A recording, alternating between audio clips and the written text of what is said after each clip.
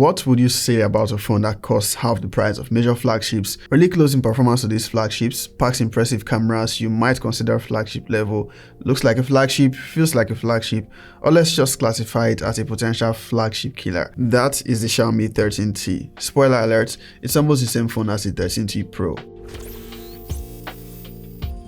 The Xiaomi 13T is one solid phone, and I'm not just saying it for the sake of it. Price-wise, it's more affordable than Google's Pixel 8 and Samsung's Galaxy S23 FE, which are also recently released devices. And I'm sure when you're looking at alternatives, the 13T is right up there to contend. But is it the perfect mid-ranger? I've had this with me for over 2 weeks, and some things have impressed me, other things not so much. But we're going to discuss them all, and then you decide if there are any deal breakers or if the Xiaomi 13T is that one mid-range device to rule them all. Now, one of its standout features is its Leica partnership for its cameras, which I'd say makes a difference. It says on the box, co-engineered with Leica. That alone increases expectations for its cameras. Sadly, here in Nigeria, we don't get that Leica version. The one that launched here is the same specs except for the absence of the Leica lens. Now, that also explains why it retails for 429,000 naira in Nigeria, which when converted costs significantly less than the global version, which costs about $600. It also appears the non-Leica version retails for $550. It's easy to mix them up, as the only thing that separates them is the Leica branding on the box of the one with the Leica lens. Also on the camera bump, you'll see Leica written there, while the non-Leica version is just written 50MP. So you might want to keep that in mind if you are purchasing this, especially if ordering online. Regardless of which version you get though, it still costs less than Google's Pixel 8 and Samsung's S23 FE if you're getting the non-Leica version. Now, if you fancy a comparison with those two, do let me know in the comments. I mean with the Pixel 8 and S23 FE. Now, it might also interest you to know that Xiaomi has promised 4 years of OS upgrades for this one, so that puts it on par with Samsung on software update promise. There is not much to talk about on the unboxing experience with this one. It comes with the essential accessories as usual. The charging brick is 67 watts. The one I got is the Middle's green, which has a glass rare finish just like the black. There's an alpine blue version which has vegan leather finish, which would have had a nicer feel, but I guess you get what you get. This one was sent over by Xiaomi, by the way, and I'm happy to share my thoughts on it. I like the design and how it is shaped. The camera bump is designed in the same shape as the phone itself if you pay attention to those details. I think that's a nice touch. It has a flat frame and can stand comfortably on its bottom or top frame should you ever require such a use case. Now, I thought the 13T had support for eSIM, but I can't find anything in the settings to support that. It accepts dual nano SIM cards and there is no SD card slot.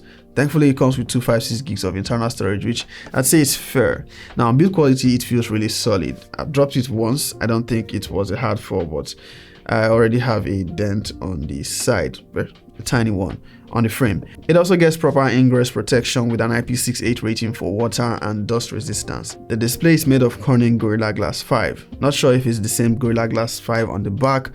Won't be attempting to find out. For security, it employs an optical fingerprint scanner, which I'd say it works really well. Now, the display actually packs all the punch for a flagship one. AMOLED, Dolby Vision, HDR10+, and the icing on the cake, 144Hz. Actually, that's not the icing on the cake. It should be the fact that this can go as high as 2600 nits of peak brightness. That is probably the highest right now on a smartphone if I'm correct. Using this outdoors on a sunny day will not be a problem.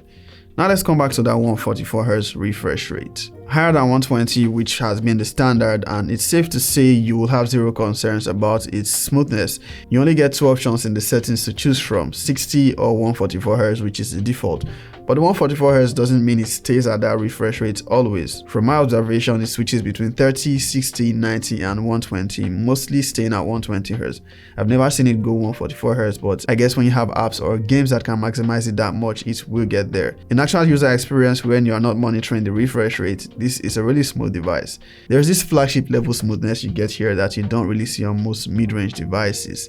On the software side of things, we have MIUI 14 on Android 13. As mentioned earlier, Xiaomi has promised 4 years of OS upgrades for this one. It's still the MIUI we know. You get that smooth experience with animations and all its lovely features, but every now and then you might get notifications from the Themes app or other system apps. Nothing that can't be handled by restricting the notification access though. No issues with ads in my experience so far.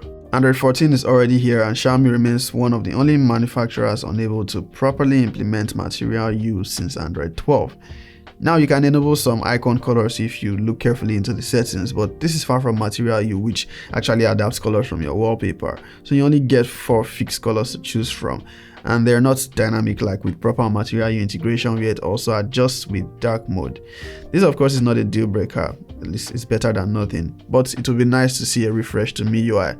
One thing I've noticed with the Xiaomi 13T is with Wi-Fi. There's this delay, I'm not quite sure what's responsible. I get notifications, but for some reason the app itself is behind, still trying to connect. I experienced this with Telegram, sometimes with X, and with emails. That aside, I've had no performance concerns so far with the 13T. No glitches or bugs with MIUI, aside the Wi-Fi and network delay. With 12 gigs of RAM and 256 gigs of storage, you have more than you need for proper multitasking.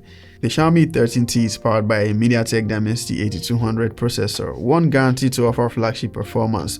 Now, while not on the level of say a Snapdragon 8 Gen 2, it still falls in the category of flagship processors performance-wise. It's a 4nm chipset and doesn't just offer high benchmark scores, but also guarantees gaming at high frame rates.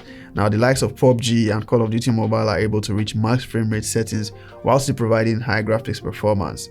PUBG Mobile offers you Ultra HDR graphics while allowing ultra frame rate. You can also get extreme frame rate if you drop the graphics performance one level, or get 90 FPS if you set the graphics to smooth. Call of Duty Mobile lets you play at very high graphics settings and max frame rate or ultra frame rate if you set graphics to medium. You could say the Xiaomi 13T offers arguably the best gaming performance you can find on mid-range devices around its price.